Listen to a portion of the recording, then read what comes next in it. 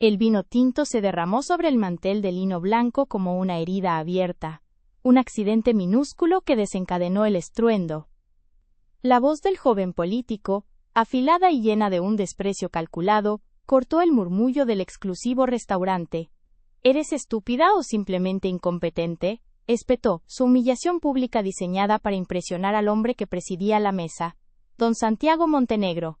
Alma se quedó inmóvil, el calor de la vergüenza subiendo por su cuello mientras el gerente, con el rostro pálido por el pánico, corría hacia ella, listo para sacrificarla en el altar del poder.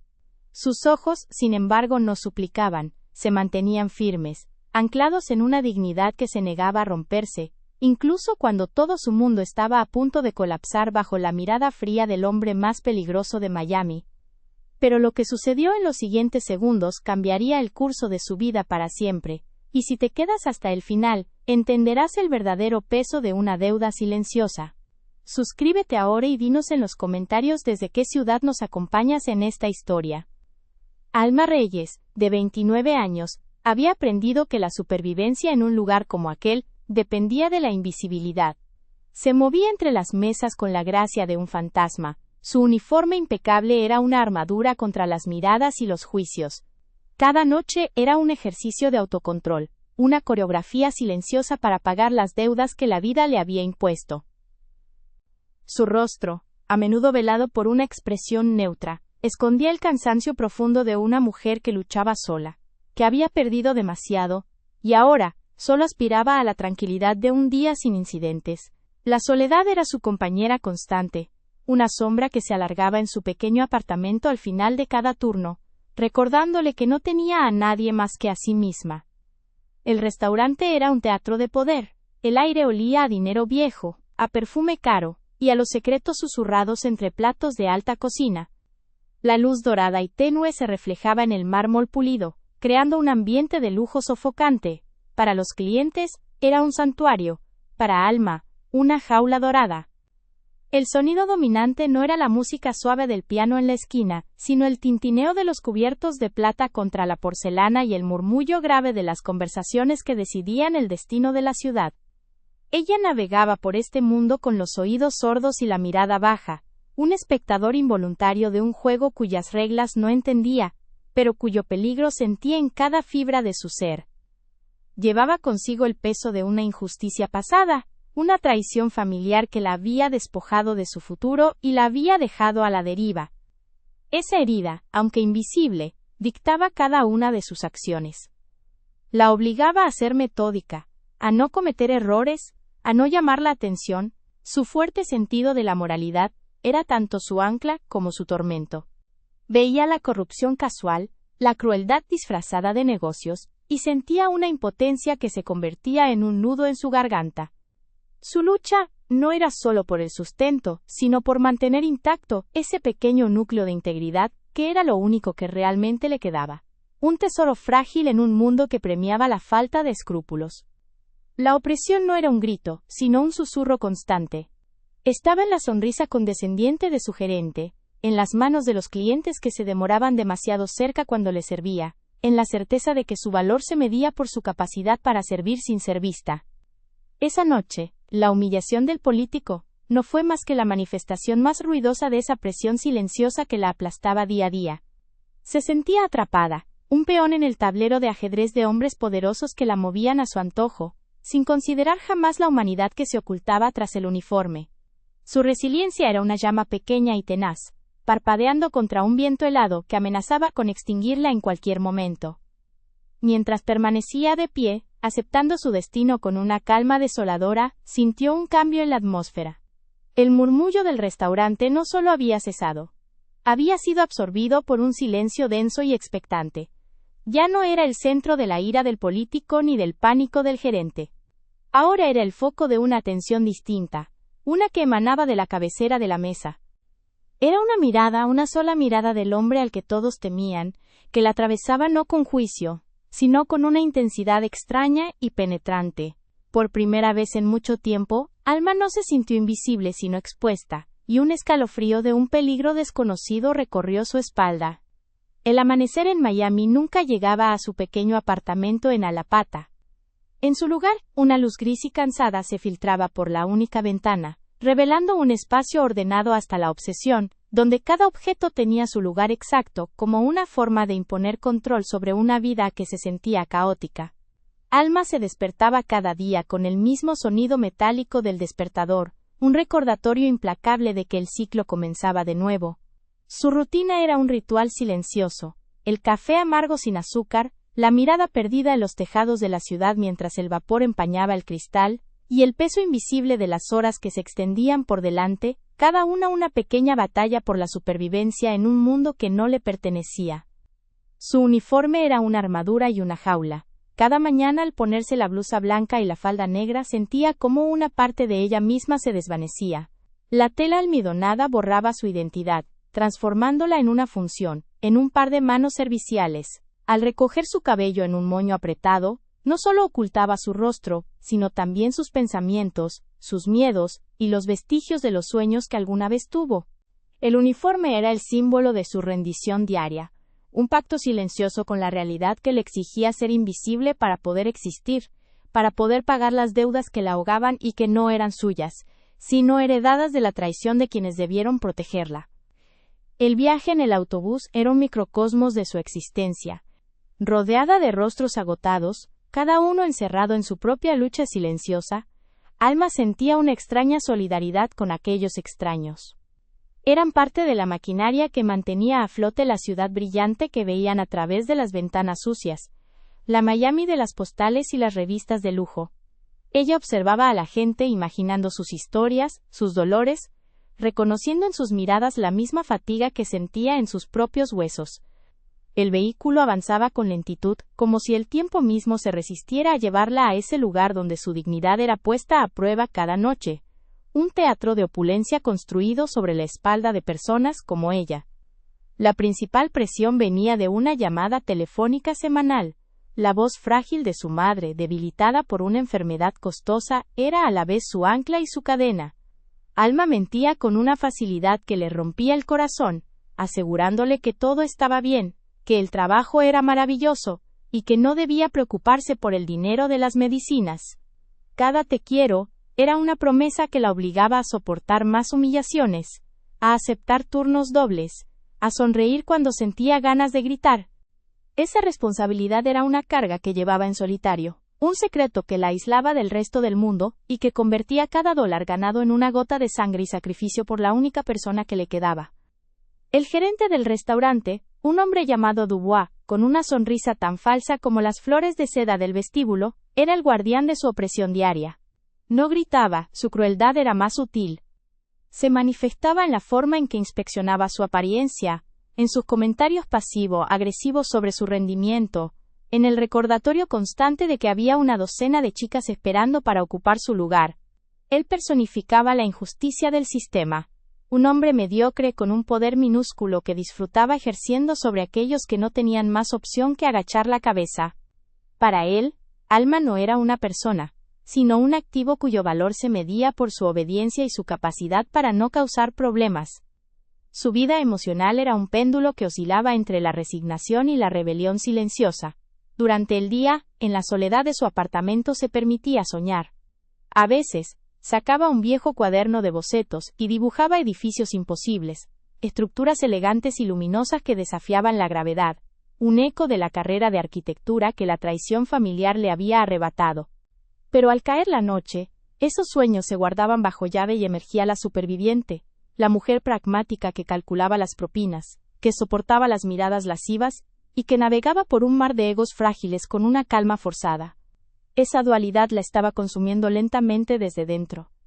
El reloj en la pared de la cocina del restaurante parecía moverse con una lentitud maliciosa. Cada tic-tac era un recordatorio de las horas que le faltaban para ser libre, para volver a ser ella misma. El ambiente del lugar era un estudio de contrastes.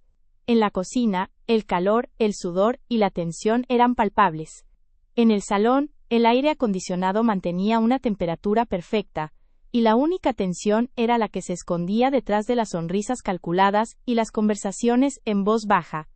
Alma vivía en la frontera de esos dos mundos, sirviendo manjares que nunca podría permitirse, rodeada de una riqueza que solo servía para recordarle todo lo que había perdido y lo lejos que estaba de recuperarlo. Su sentido de la justicia, aunque herido, seguía vivo. Lo sentía arder en su pecho, cuando veía a un cliente tratar con desdén a un compañero, o cuando escuchaba fragmentos de conversaciones sobre negocios corruptos que se cerraban con un brindis de champán. Se sentía como una espectadora impotente de un juego amañado, obligada por las circunstancias a servir a los mismos hombres que representaban todo lo que despreciaba. Esta constante confrontación moral la dejaba emocionalmente exhausta, luchando cada noche por no volverse cínica, por aferrarse a esa brújula interna que le decía que la dignidad no tenía precio, incluso si le costaba todo lo demás. Esa noche en particular, la opresión se sentía más densa. Una mesa importante, la de don Santiago Montenegro, había mantenido a todo el personal en vilo. El aire alrededor de su silla parecía cargado de electricidad estática, un campo de fuerza de respeto y miedo. Alma se movía con un cuidado extremo, consciente de que cualquier error, por pequeño que fuera, podría tener consecuencias desproporcionadas. Sentía la mirada del gerente clavada en su espalda, y el murmullo habitual del restaurante parecía haberse atenuado, como si todos contuvieran la respiración en presencia del hombre que gobernaba la ciudad desde las sombras, un rey silencioso en su trono de caoba. Fue entonces cuando el joven político, ansioso por demostrar su valía ante Montenegro, vio su oportunidad. No fue un error real, fue una excusa. Alma simplemente existía en su campo de visión, una pieza anónima y prescindible en su juego de poder. Al levantar la voz, no solo la atacaba a ella, sino que enviaba un mensaje a la mesa. Era un hombre que no toleraba la incompetencia, un hombre digno de la atención del don. La humillación fue instantánea y pública, un foco de luz cruel que la arrancó de su invisibilidad y la expuso, temblando, no de miedo sino de una ira impotente, justo bajo la mirada fría y calculadora del hombre más peligroso de Miami. Don Santiago Montenegro no presidía la mesa existía a su alrededor. Era un hombre tallado en la quietud, su cuerpo inmóvil, en un traje oscuro que parecía absorber la luz dorada del restaurante. A diferencia de los demás, no gesticulaba, no levantaba la voz, no necesitaba llenar el espacio con su presencia porque el espacio ya se doblegaba ante él. Un círculo de silencio respetuoso lo rodeaba, una gravedad palpable que obligaba a los demás a bajar el tono, a inclinar la cabeza instintivamente. Sus manos, grandes y cuidadas, descansaban sobre el mantel, una a cada lado de su plato intacto, como dos leones dormidos cuya calma era más amenazante que cualquier rugido.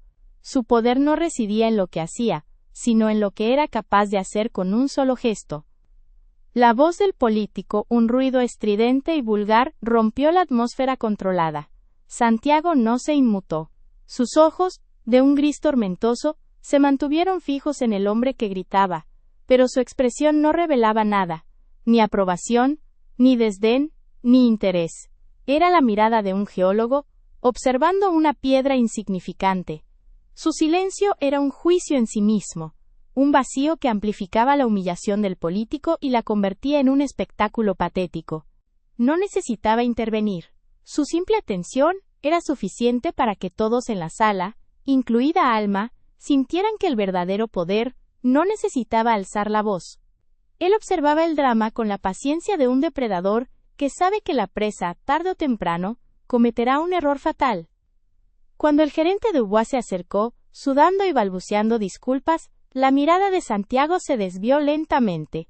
Pasó por encima del político con indiferencia, ignoró al gerente como si fuera un mueble, y finalmente se posó en Alma. Fue en ese instante que el tiempo pareció detenerse para ella. El ruido del restaurante, el pánico del gerente, la vergüenza que la quemaba por dentro, todo se desvaneció, absorbido por la intensidad de esos ojos. No era una mirada lasciva ni cruel, era algo mucho más inquietante, era una mirada que la desnudaba, que parecía ver más allá del uniforme y del miedo, buscando algo en lo más profundo de su ser, una verdad que ni ella misma conocía. Él vio lo que los demás ignoraban, no vio a una camarera torpe, sino la rigidez de su espalda, la forma en que su barbilla se mantenía alta a pesar de la humillación. Vio el fuego contenido en sus ojos, una negativa silenciosa a quebrarse, a pedir clemencia. En su quietud forzada, en su aceptación digna de una injusticia, Santiago Montenegro reconoció algo familiar y perdido. Una forma de honor que su propio mundo había corrompido y olvidado, hacía mucho tiempo. Era la pureza de una voluntad inquebrantable. Una fuerza silenciosa que resonó con una herida antigua en su interior, una que había intentado enterrar bajo capas de poder y violencia durante décadas.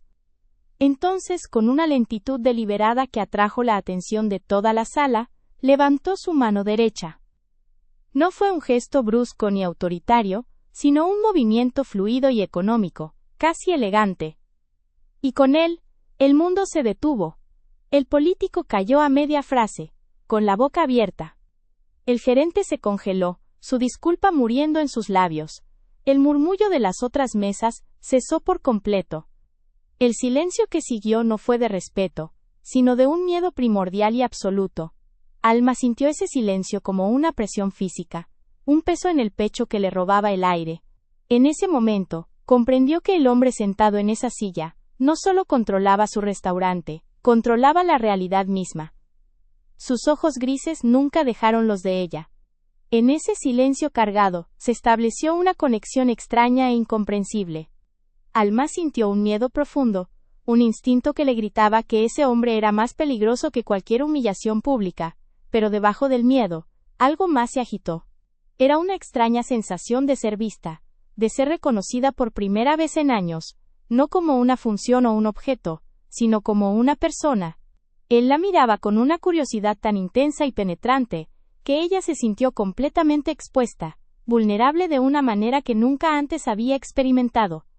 Era aterrador y, de una forma retorcida, casi la hacía sentir viva. Con la misma calma metódica, Santiago tomó la servilleta de lino de la mesa. Sus movimientos eran precisos, carentes de cualquier emoción superflua. La dobló con cuidado y luego se la pasó por los labios, un gesto teatralmente innecesario que parecía diseñado para alargar la tensión hasta un punto insoportable. Cada segundo se estiraba como una eternidad. El político sudaba, el gerente apenas respiraba. Todos esperaban una orden, una sentencia, una explosión de violencia. Pero Santiago Montenegro jugaba con un ritmo distinto, uno que solo él entendía. Estaba orquestando el momento, asegurándose de que cada persona en esa sala entendiera quién dictaba las reglas. Finalmente, su voz rompió el silencio. No fue un grito, sino un murmullo grave, tan bajo que apenas llegó a los oídos de Alma, pero con un peso que resonó en todo el salón. Perfecto, dijo, y la palabra sonó como una sentencia. Sus ojos seguían fijos en ella, sellando un pacto que ella no había aceptado. Ahora me debes una noche. No era una pregunta, ni una sugerencia, ni una insinuación. Era una declaración de propiedad, un reclamo. Con esas 6 palabras, la había salvado del despido, pero la había encadenado a algo infinitamente más oscuro y complejo, una deuda que no se pagaría con dinero. Sin decir una palabra más, se puso de pie. 2 hombres que habían permanecido como estatuas en las esquinas del salón, se movieron al unísono, abriéndole paso. Santiago ajustó el nudo de su corbata, le dio una última e indescifrable mirada a Alma, y se dirigió hacia la salida con la calma de un rey abandonando su corte. No miró al político, que se había quedado pálido y mudo, ni al gerente que lo seguía con la mirada como un perro asustado. Su negocio en ese lugar había terminado. Dejó tras de sí un caos silencioso, y una mujer cuya vida acababa de ser irrevocablemente alterada por una deuda que no entendía, contraída con un hombre al que todos temían. Cuando la puerta se cerró tras él, el aire volvió a los pulmones del restaurante. Los murmullos se reanudaron, pero el ambiente había cambiado. Estaba cargado con el eco de su presencia. Alma permaneció inmóvil, sintiendo todavía el peso de su mirada sobre su piel. El calor de la vergüenza había sido reemplazado por un frío que le calaba los huesos. Estaba a salvo, pero no se sentía segura. Se sentía marcada. La voz de Santiago Montenegro resonaba en su mente, no como un sonido, sino como una vibración profunda, la promesa de un futuro incierto y peligroso que acababa de comenzar. Los días que siguieron aquella noche se convirtieron en un ejercicio de negación. Alma intentó sumergirse de nuevo en la monotonía de su vida, fingiendo que la sombra de Santiago Montenegro no se cernía sobre cada uno de sus pensamientos. Volvió a su trabajo, moviéndose con una eficiencia casi robótica, pero el ambiente había cambiado. Las miradas de sus compañeros ya no eran de compasión, sino de una mezcla de miedo y curiosidad.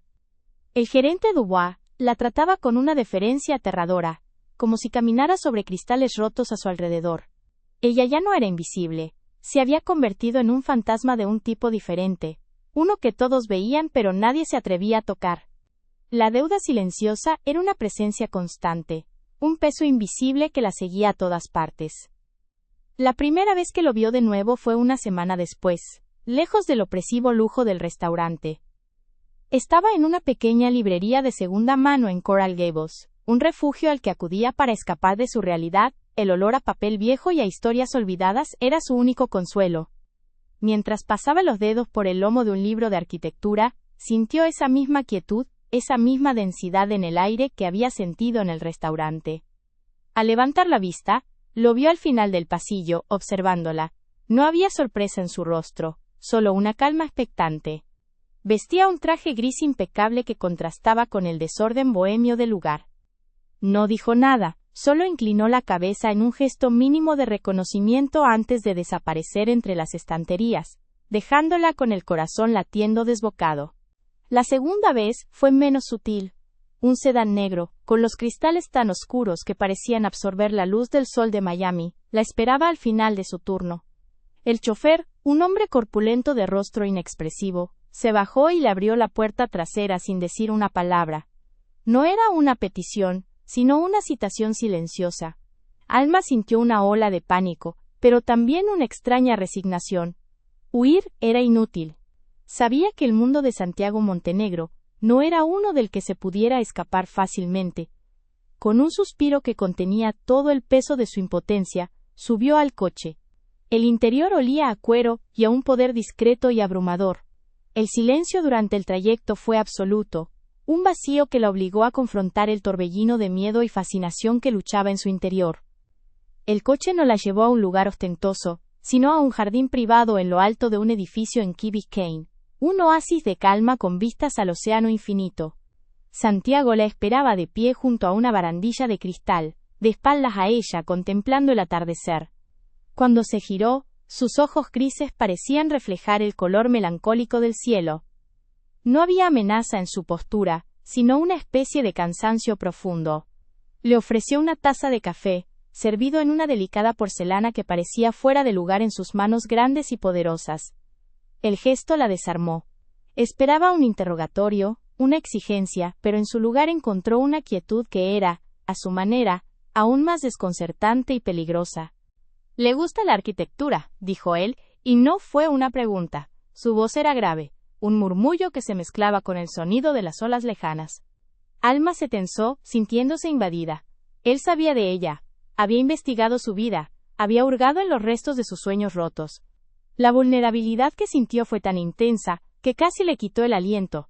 Quería responder con ira, con desafío, pero las palabras se atascaron en su garganta. En cambio, solo asintió, su mirada fija en el vapor que ascendía de su taza. Él no presionó, simplemente se quedó a su lado, compartiendo un silencio que estaba cargado de todo lo que no se decía, de los mundos que los separaban, y de la extraña fuerza que los había unido en ese preciso momento. Los encuentros se volvieron una rutina impredecible. A veces, era un coche esperándola. Otras, era su presencia silenciosa en un lugar inesperado, una galería de arte, un parque solitario, incluso en la acera de enfrente de su edificio, observándola desde la oscuridad de su vehículo. Nunca era invasivo, nunca la tocaba, pero su presencia era una constante reclamación de su atención. Alma comenzó a vivir en un estado de tensión perpetua, dividida entre el terror instintivo que le provocaba su mundo y una curiosidad innegable por el hombre que se escondía detrás del mito. Empezó a notar los detalles, la forma en que sus ojos se suavizaban al mirar el mar, una cicatriz casi invisible en su ceja, la soledad que lo envolvía como un sudario. Él, por su parte, luchaba una batalla interna que nadie podía ver. La integridad de Alma, su negativa a ser corrompida o intimidada, era un espejo que le devolvía el reflejo de un hombre que había perdido hacía mucho tiempo. En su presencia el peso de sus pecados parecía más pesado, y su coraza de control y frialdad comenzaba a mostrar grietas. Se encontraba haciendo cosas que desafiaban toda lógica para un hombre en su posición: desviar una patrulla de una calle que ella frecuentaba, asegurarse de que el propietario de su edificio arreglara una fuga de inmediato. Eran pequeños actos de protección, gestos invisibles que la mantenían a salvo, pero que lo exponían a él, porque el interés en su mundo era sinónimo de debilidad. Un día, mientras servía una mesa, escuchó a dos empresarios hablar con desdén sobre un pequeño negocio familiar que estaban a punto de arruinar por capricho. La injusticia la golpeó con una fuerza física, y una expresión de ira contenida cruzó su rostro por un instante. No se dio cuenta de que Santiago estaba sentado en un rincón oscuro del restaurante, observándola. Vio el fuego en sus ojos, la lucha moral que libraba en silencio. Al día siguiente, el pequeño negocio familiar recibió una inyección de capital de un inversor anónimo, salvándolo de la quiebra. Alma nunca supo que fue él, pero Santiago supo que lo había hecho por ella, por la mujer que le recordaba que todavía existía una línea entre el bien y el mal. La tensión entre ellos se manifestaba en los silencios. Durante sus encuentros, las palabras eran escasas y cuidadosamente elegidas. El verdadero diálogo ocurría en las miradas. Los ojos de ella, que al principio solo reflejaban miedo, ahora mostraban una mezcla de desafío y una incipiente comprensión. Los de él, habitualmente fríos y calculadores, a veces se perdían en ella con una intensidad que la hacía sentir como si fuera la única persona en el mundo. Un día, mientras caminaban por un muelle al anochecer, una ráfaga de viento le soltó el cabello. Instintivamente, él levantó la mano para apartarle un mechón de la cara, pero se detuvo a milímetros de su piel. El gesto quedó suspendido en el aire, cargado de un deseo y una contención tan palpables que ambos dejaron de respirar. El dilema de Alma se agudizaba con cada encuentro. Su brújula moral le gritaba que se alejara, que este hombre representaba todo lo que ella despreciaba: la violencia, la corrupción, el poder obtenido a través del miedo. Sin embargo, su corazón, solitario y herido, se sentía atraído por la humanidad que vislumbraba en él. Veía al hombre que escuchaba con una atención que nadie le había dedicado jamás, al hombre que parecía encontrar en su simple presencia un remanso de paz en medio de su guerra perpetua. Estaba atrapada entre el mundo oscuro que él gobernaba y la luz que, paradójicamente, él parecía despertar dentro de ella. El miedo y el anhelo se convirtieron en las dos caras de la misma moneda. Santiago también se sentía atrapado. Alma era su antítesis, su empatía, su decencia, su negativa a doblegarse ante el poder, todo en ella lo desestabilizaba. Protegerla se había convertido en un impulso primordial, una necesidad que superaba su instinto de autoconservación. Sabía que acercarla a su vida era como llevar una flor a un campo de batalla, hermosa pero destinada a ser destruida. Sin embargo, no podía evitarlo. Se había vuelto adicto a su luz, a la forma en que su presencia silenciaba a los demonios de su pasado. Por primera vez en décadas, sentía algo más allá del control y la culpa, un sentimiento tan extraño y poderoso que lo aterrorizaba más que cualquiera de sus enemigos. Una noche, la llamada que tanto temía llegó. La salud de su madre había empeorado drásticamente, y necesitaba un tratamiento experimental carísimo, fuera de su alcance. La desesperación la consumió. Se sentía sola, sin opciones, al borde del abismo. Esa misma noche, el coche negro apareció de nuevo. Esta vez, cuando subió, encontró a Santiago esperándola dentro. No preguntó qué pasaba, lo sabía. Sus ojos grises la estudiaron en la penumbra, y por primera vez vio en ellos una emoción inequívoca, una profunda y sombría compasión. Le entregó un sobre sin decir una palabra. Dentro había documentos que garantizaban el tratamiento completo para su madre en la mejor clínica del país. «No es un regalo», dijo él con voz queda, rompiendo el silencio. «Es un préstamo. Me lo devolverás cuando puedas». Las palabras estaban diseñadas para preservar la dignidad de ella, pero ambos sabían la verdad. Era una cadena, una atadura de oro, que la vinculaba a él de una manera que ninguna deuda anterior podría igualar. Alma lo miró, las lágrimas que tanto había contenido finalmente rodando por sus mejillas. No eran lágrimas de gratitud, sino de una abrumadora confusión. Él había salvado la vida de su madre, un acto de bondad innegable. pero lo había hecho con el dinero manchado de un mundo que ella no podía aceptar. El conflicto moral la desgarraba por dentro. La proximidad en el espacio confinado del coche era sofocante. Podía oler su colonia, una fragancia sutil de sándalo y tabaco. Podía sentir el calor que emanaba de su cuerpo. Lentamente, él extendió la mano, no para tocarla, sino para secar una de sus lágrimas con el pulgar. El contacto fue fugaz, apenas un roce, pero envió una descarga eléctrica a través de ella. Su piel era áspera, la de un hombre que no era ajeno a la violencia, pero su gesto fue de una ternura tan inesperada que le rompió las defensas. En ese instante la línea entre el monstruo y el salvador se desdibujó por completo, dejándola perdida en un territorio emocionalmente peligroso. A medida que se acercaban a su apartamento, el ambiente en la calle parecía extrañamente tenso. Dos hombres estaban apoyados en un coche al otro lado de la acera, sus siluetas recortadas por la luz de una farola. No eran matones comunes. Había una disciplina profesional en su postura, una vigilancia depredadora en sus ojos. Santiago lo notó al instante. Su cuerpo se tensó, y la calma que lo caracterizaba fue reemplazada por una alerta helada y letal. Colocó una mano protectora sobre el brazo de Alma, un gesto instintivo que la ancló a su lado. «No te muevas», susurró, y su voz ya no era la del hombre melancólico, sino la del don que comandaba ejércitos en las sombras. Los hombres comenzaron a cruzar la calle, sus intenciones eran inequívocamente hostiles. No iban a por él, iban a por ella. Era un mensaje, una táctica de un rival, que había descubierto su única vulnerabilidad. Antes de que pudieran dar más de 2 pasos, otro coche, que había estado esperando en la oscuridad, aceleró y les cortó el paso. Los hombres de Santiago se movieron con una eficiencia brutal y silenciosa. No hubo disparos, solo el sonido sordo de la violencia controlada. En menos de 10 segundos la amenaza fue neutralizada. Santiago nunca apartó la vista de los ojos aterrorizados de Alma, protegiéndola del espectáculo, convirtiéndose en su único punto de enfoque en medio del caos. Cuando todo terminó, el silencio que cayó fue más pesado que el estruendo anterior. Santiago no la soltó. Su mano seguía en su brazo, un ancla en la tormenta. La miró intensamente, y en sus ojos vio una mezcla de furia glacial, y un miedo que no era por él, sino por ella. «Ahora lo entiendes», dijo, su voz apenas un susurro ronco. «Este es mi mundo. Y ahora te ha encontrado». La protección se había convertido en una jaula. El gesto que la había salvado también la había sentenciado, arrastrándola irrevocablemente a una oscuridad de la que ya no podría escapar, atada a él no solo por la deuda, sino por el peligro que su propia existencia ahora representaba para ella. El interior del sedán se convirtió en una cripta de silencio, densa y fría, impregnada por el eco de la violencia recién sofocada. Alma no temblaba.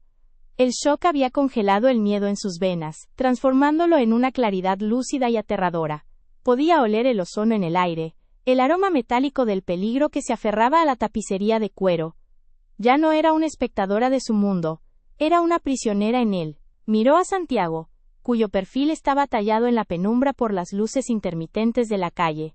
La calma que siempre lo envolvía se había resquebrajado, revelando una furia helada que no estaba dirigida a los atacantes, sino al universo mismo por haberla puesto en su camino. Su deuda ya no era una noche, era su vida. Él no la miraba a ella, sino a la herida invisible que le había infligido. En el reflejo del cristal blindado, vio el rostro de Alma, pálido y estoico, y en él reconoció la misma pureza que ahora estaba manchando con su propia oscuridad.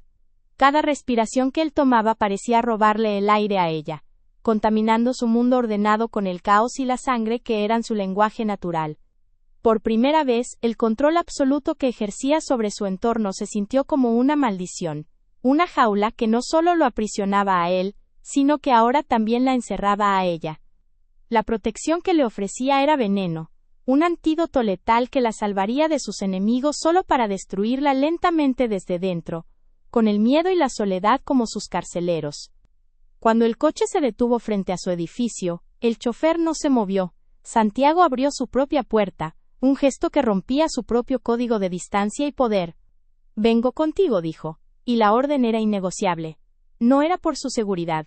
Los hombres que la habían atacado ya no eran una amenaza. Era una necesidad propia, una compulsión por asegurarse de que la barrera entre sus dos mundos no se había derrumbado por completo.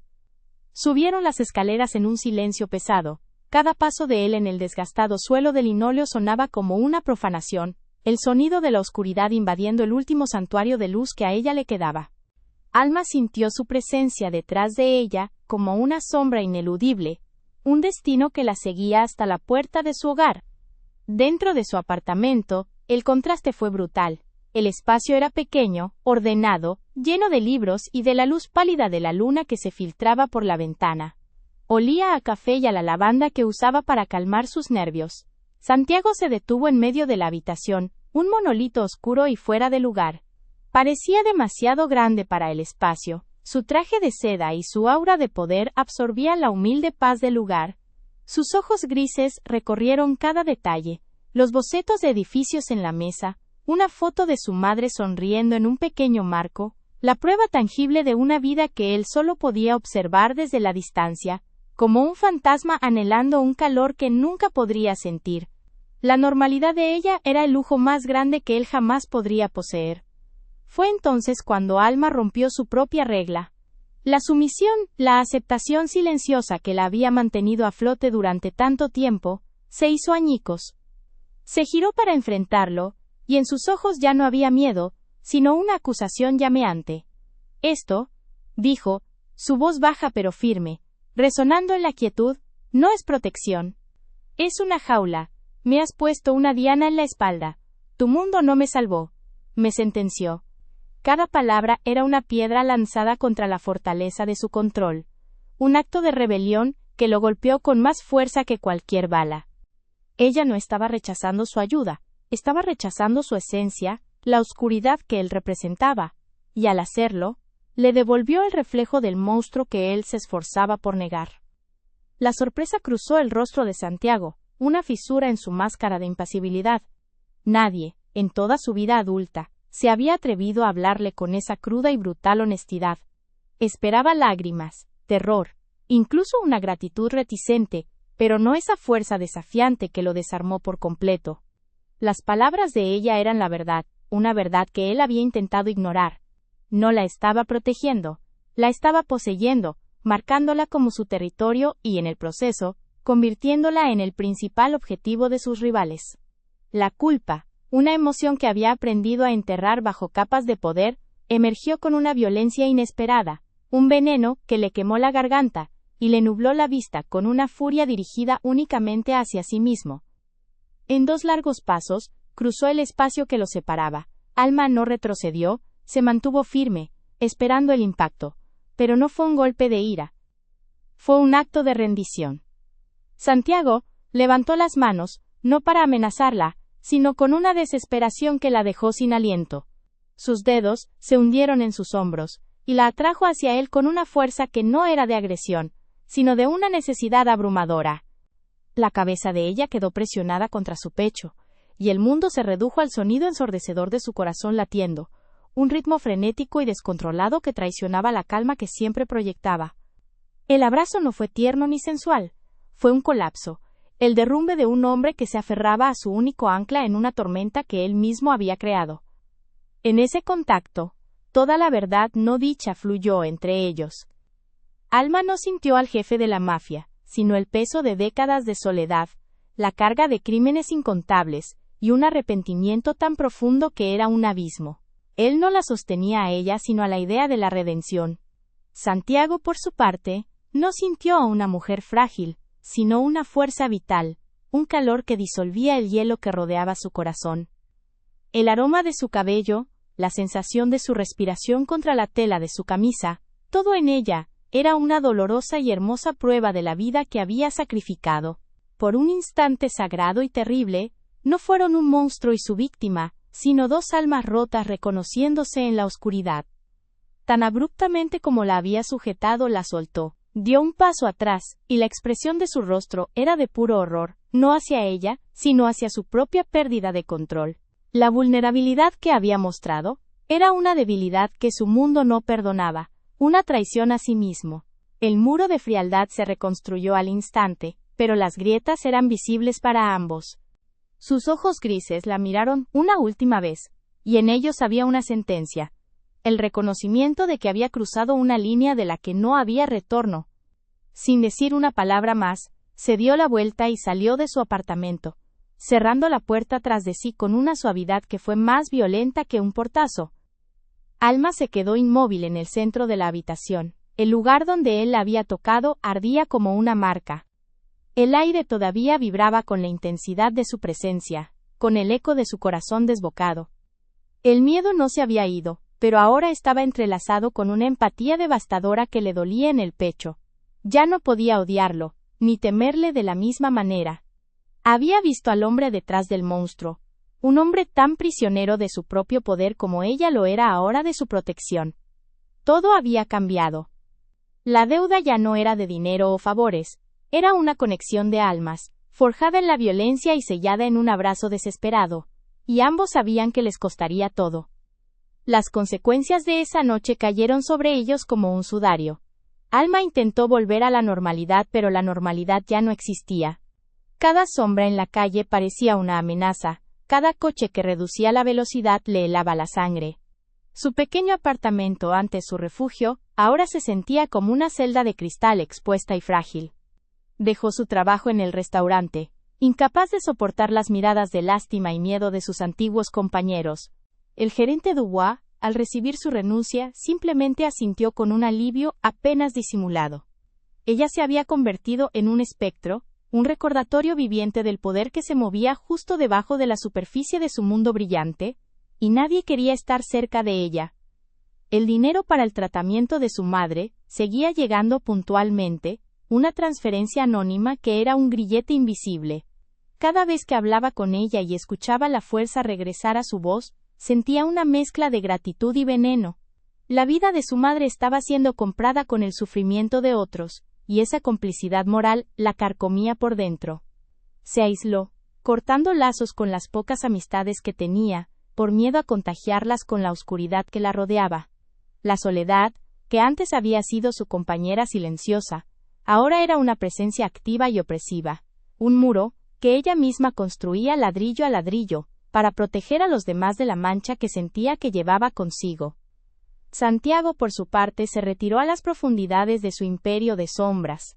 El momento de vulnerabilidad en el apartamento de Alma lo había aterrorizado más que cualquier guerra de clanes. Esa pérdida de control era un pecado capital en su universo, una debilidad que sus enemigos podían oler como sangre en el agua. Se volvió más frío, más despiadado, como para compensar esa grieta en su armadura. Sus órdenes eran más cortantes, sus decisiones más implacables. Estaba purgando el sentimiento, tratando de extirpar la imagen de ella de su mente con una violencia calculada. Pero era inútil. Ella se había instalado en él, una luz persistente en la oscuridad más profunda de su ser. Se prohibió verla.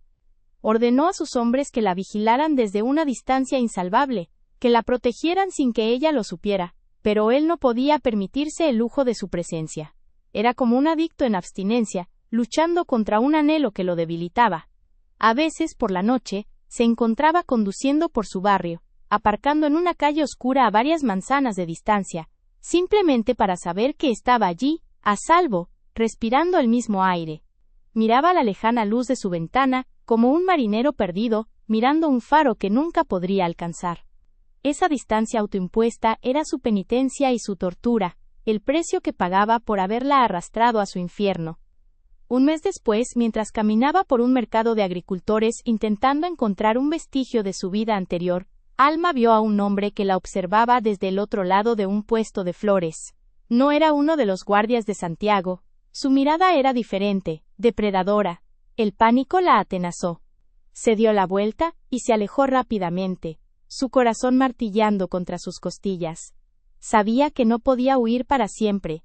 La protección de Santiago era un escudo, pero también un imán para sus enemigos. Estaba atrapada en un fuego cruzado, un peón en un juego cuyas reglas no entendía, pero cuyas consecuencias mortales sentía cada vez más cerca. Esa noche, hizo algo que se había jurado no hacer. Usando un número de teléfono que había encontrado en uno de los documentos del tratamiento de su madre, un número de contacto de emergencia para la fundación que lo financiaba, Hizo una llamada. No sabía si él respondería, ni qué le diría si lo hacía. Solo sabía que el silencio y la distancia eran más peligrosos que la confrontación. Necesitaba un final, una liberación, una forma de cortar el hilo invisible que los unía antes de que los estrangulara a ambos. La llamada sonó 1, 2, 3 veces. Cuando una voz grave y familiar finalmente respondió al otro lado, no dijo, hola, sino su nombre, como si la hubiera estado esperando todo este tiempo. El peso de sus acciones se había convertido en un fantasma entre ellos. Aunque separados, el vínculo forjado en aquel abrazo seguía vibrando.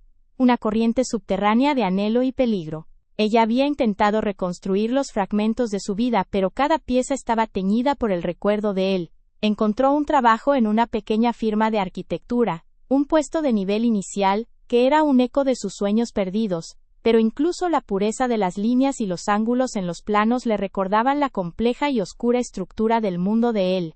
La vida seguía, pero una parte de ella se había quedado en aquella habitación, suspendida en el silencio que siguió a su partida. Él a su vez se había vuelto más solitario, más inaccesible. Sus lugartenientes notaron el cambio. El don que siempre había sido distante, ahora parecía habitar un plano completamente diferente, un exilio autoimpuesto dentro de su propio reino. Había ganado una guerra territorial brutal en las semanas posteriores a su último encuentro, consolidando su poder de una manera que dejó a sus rivales diezmados y a sus aliados aterrorizados, pero la victoria no le trajo ninguna satisfacción. Cada acto de violencia, cada demostración de fuerza, se sentía como un intento desesperado de demostrarse a sí mismo que todavía era el hombre que era antes de conocerla, un esfuerzo inútil, por borrar la marca que ella había dejado en su alma. Ella ya no le tenía miedo. La amenaza de sus enemigos era real y palpable, pero el miedo que sentía por Santiago se había transformado en algo mucho más complejo, una profunda y dolorosa comprensión de su tragedia. Veía en él no solo al arquitecto de su propia miseria, sino también a una víctima de ella. Sabía que el muro que él había levantado entre ellos, no era para mantenerla a ella fuera, sino para mantener a sus propios demonios dentro. Esta empatía era una carga, una conexión que la hacía sentir responsable de una redención que sabía que él nunca podría alcanzar por completo, al menos no, mientras permaneciera en su trono de sombras. El vínculo invisible entre ellos persistía, una tensión que se negaba a romperse con la distancia. A veces, ella sentía su presencia antes de ver la prueba. Un problema con el propietario de su nuevo apartamento, que se resolvía misteriosamente de la noche a la mañana. Un ascenso inesperado en el trabajo, recomendado por un cliente importante del que nunca había oído hablar. Eran sus gestos fantasmales, sus intentos de cuidarla desde el otro lado del abismo, actos de un guardián silencioso que la protegía sin pedir nada a cambio. Y cada uno de estos gestos era un recordatorio agridulce, de que, aunque intentaran seguir adelante, sus vidas estaban irrevocablemente entrelazadas. Un año después de aquella noche, Alma asistía a una gala benéfica de arquitectura, un evento que marcaba su regreso simbólico al mundo que le había sido arrebatado.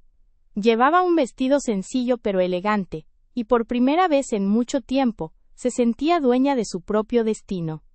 Mientras observaba la ciudad iluminada a través de los ventanales de un rascacielos, sintió esa familiar densidad en el aire, esa quietud que anunciaba su presencia.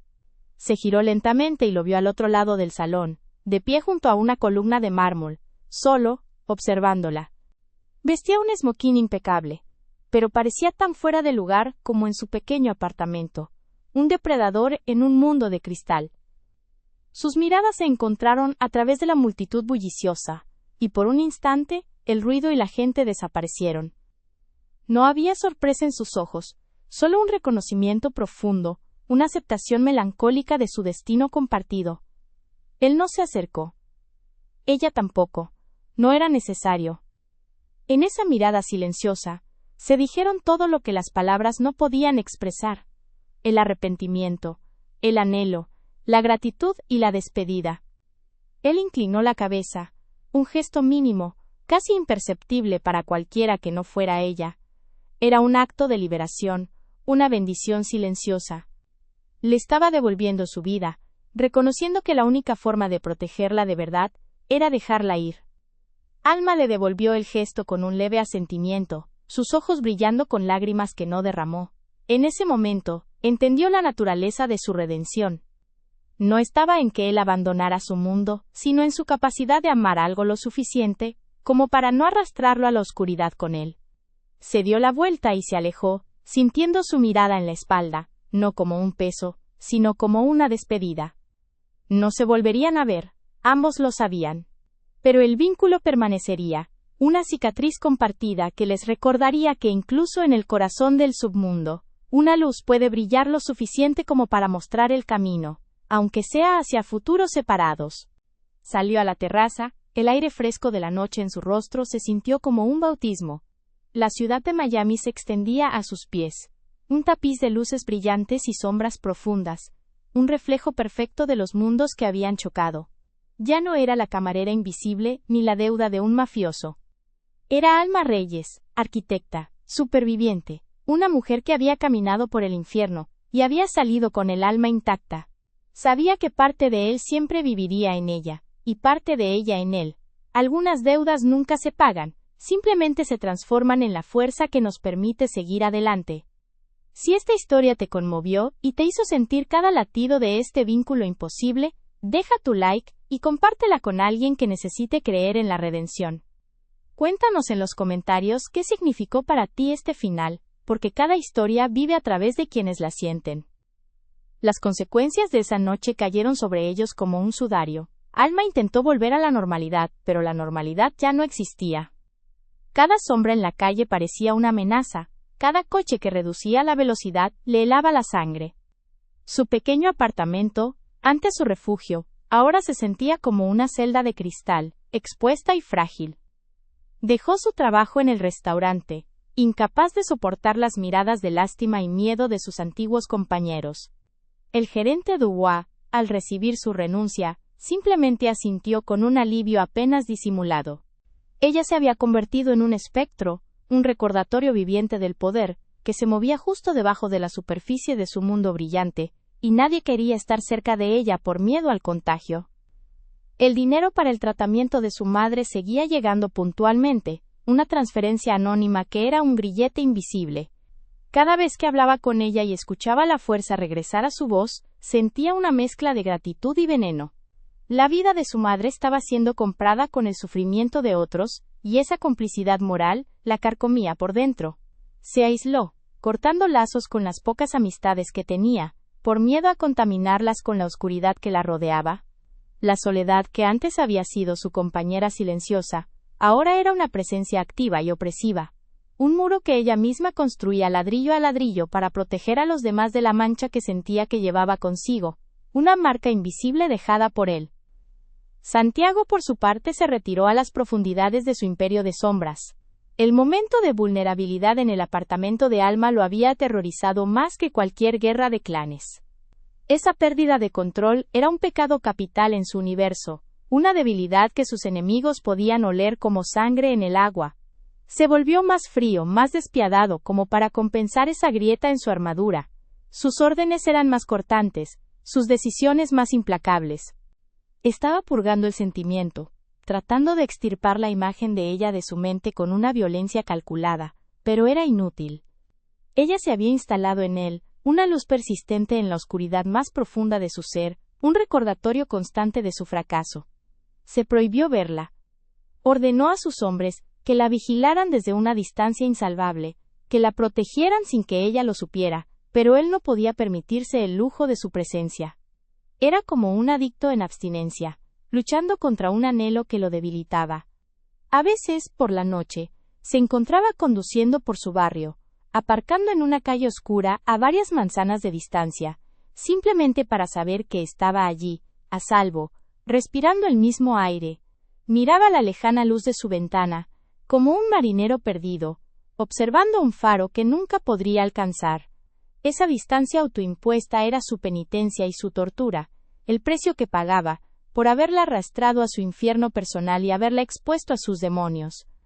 Un mes después, mientras caminaba por un mercado de agricultores intentando encontrar un vestigio de su vida anterior, Alma vio a un hombre que la observaba desde el otro lado de un puesto de flores. No era uno de los guardias de Santiago, su mirada era diferente, depredadora. El pánico la atenazó. Se dio la vuelta, y se alejó rápidamente, su corazón martillando contra sus costillas. Sabía que no podía huir para siempre. La protección de Santiago era un escudo, pero también un imán para sus enemigos. Estaba atrapada en un fuego cruzado, un peón en un juego cuyas reglas no entendía, pero cuyas consecuencias mortales sentía cada vez más cerca, una verdad ineludible que la ahogaba. Esa noche, hizo algo que se había jurado no hacer. Usando un número de teléfono que había encontrado en uno de los documentos del tratamiento de su madre, un contacto de emergencia para la fundación que lo financiaba, hizo una llamada.